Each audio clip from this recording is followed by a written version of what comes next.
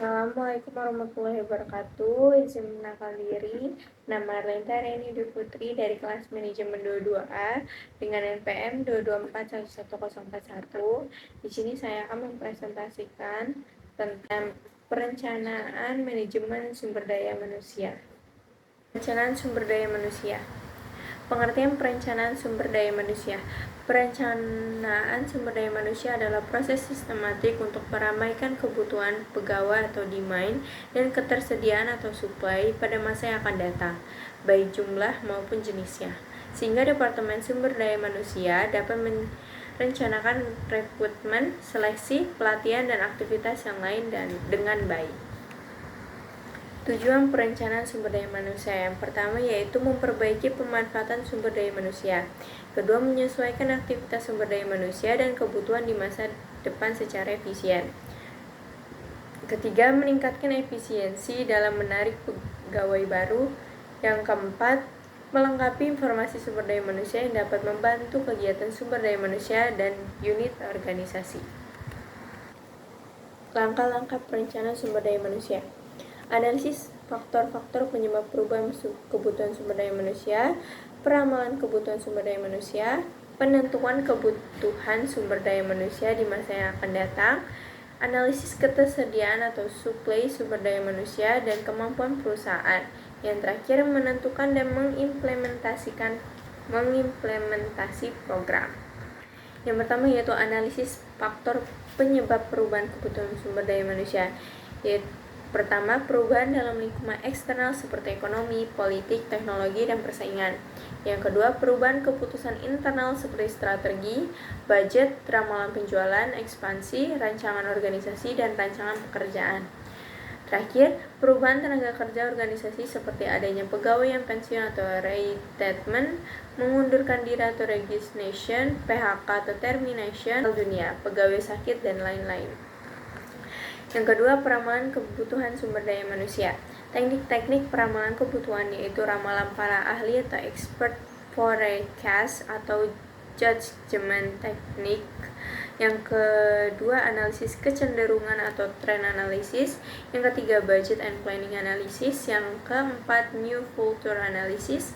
Kelima, computer analysis. Dan yang terakhir, statistical analysis.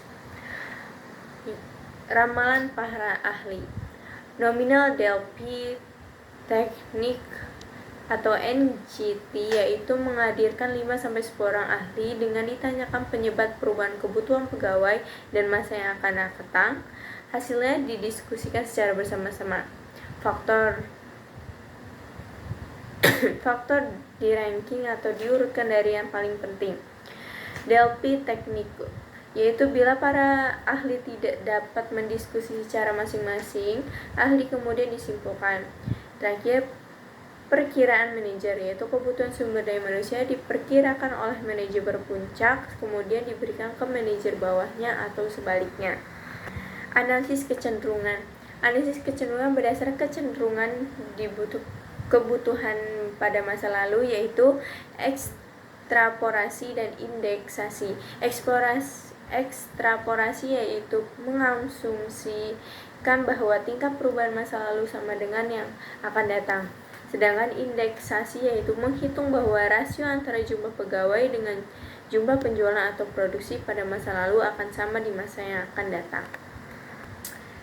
Budget and planning analysis. Budget and planning analysis merupakan jumlah budget yang telah disetujui yang di dalamnya berisi jumlah kebutuhan pegawai pada setiap departemen di dalam suatu perusahaan. Ada juga new venture analysis. New venture analysis yaitu menghitung jumlah tenaga kerja yang dibutuhkan dengan membandingkan dengan membuka usaha baru yang pernah dilakukan oleh perusahaan lain. Selanjutnya ada computer analysis. Computer analysis yaitu suatu program perhitungan yang dilakukan oleh komputer melalui rumus matematika, rasio atau indeksasi dan ekstrapolasi secara bersama. Yang ketiga, ada penentuan kebutuhan sumber daya manusia. Penentuan kebutuhan sumber daya manusia pada masa depan meliputi jumlah dan kemampuan yang dimiliki, baik untuk jangka pendek maupun jangka panjang. Kalian bisa lihat dari tabel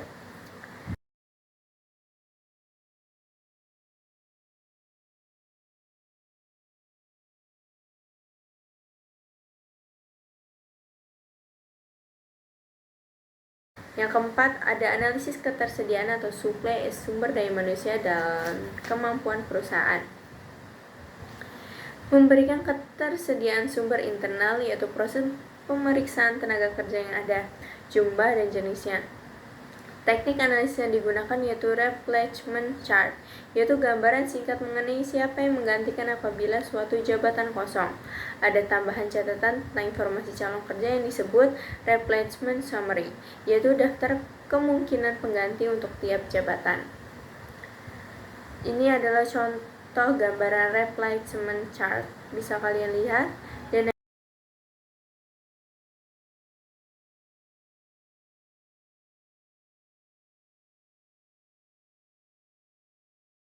yang kedua ada gambaran replacement summary.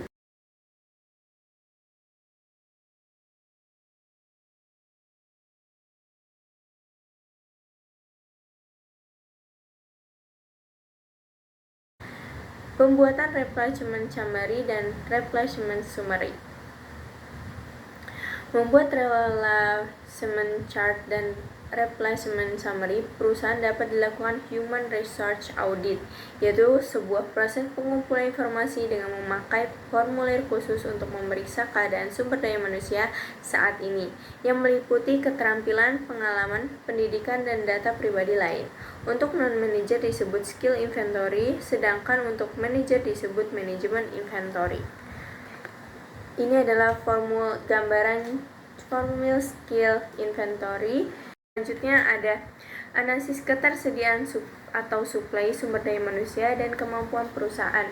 Memperkirakan ketersediaan sumber eksternal. Ketersediaan jumlah pegawai yang ada di pasar tenaga kerja dipengaruhi oleh lembaga pendidikan dan pelatihan, perubahan demografis, spesialisasi, perubahan minat, dan sikap terhadap suatu pekerjaan. Yang kelima, penentuan dan implementasi. Program berdasarkan kebutuhan atau demand dan ketersediaan suplai dapat terjadi beberapa kemungkinan, yaitu tidak ada perbedaan antara kebutuhan dan ketersediaan pegawai atau suplai sama dengan demand. Yang kedua, terjadi kelebihannya suplai tenaga kerja atau suplai lebih besar demand. Terjadi kekurangan suplai tenaga kerja atau suplai lebih kecil dari demand. Selanjutnya yaitu gambar model perancangan sumber daya manusia, bisa kalian lihat dan pahami. Sekian dari saya, maaf jika ada salah kata. Jangan lupa di like, comment, subscribe, dan share. Saya akhiri, wassalamualaikum warahmatullahi wabarakatuh.